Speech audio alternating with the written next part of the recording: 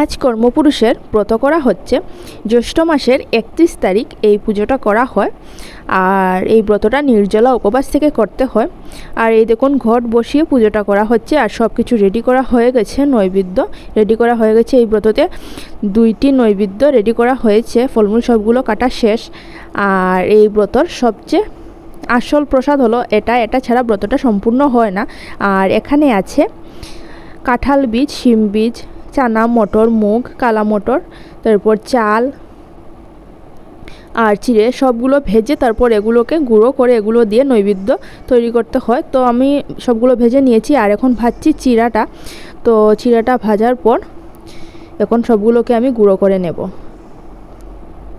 কাঁঠাল বীজ ভাজতে একটু সময় লাগে। আর এই দেখুন সবগুলো গুঁড়ো করে নিয়েছি আর এখন নৈবেদ্য বানাচ্ছি। তো কলা দিয়ে নৈবেদ্যটা রেডি করছি। কলা, চিনি, কর্পূর, ঘি, মধু সব কিছু দিয়ে নৈবেদ্য রেডি করছি। তো সব কিছু রেডি করা হয়ে গেছে।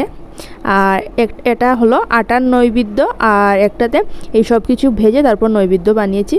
আর এখন পুজোটা হবে, তো সব কিছু রেডি করা হয়ে গেছে আর এখন পুজোটা শুরু হবে। তো আপনারা কারা কারা কর্মপুরুষের ব্রত করেন বা এবছর করেছেন অবশ্যই আমাকে কমেন্টের মাধ্যমে জানাবেন। আর আজকের মতো আমার ভিডিওটা এখানেই থাক, আগামীকাল নিয়ে আসবো নতুন একটি ভিডিও। আজকের আমার এই ভিডিওটা যদি আপনাদের ভালো লাগে তাহলে আমার পাশে থাকবেন আর আমার চ্যানেলটি সাবস্ক্রাইব করবেন।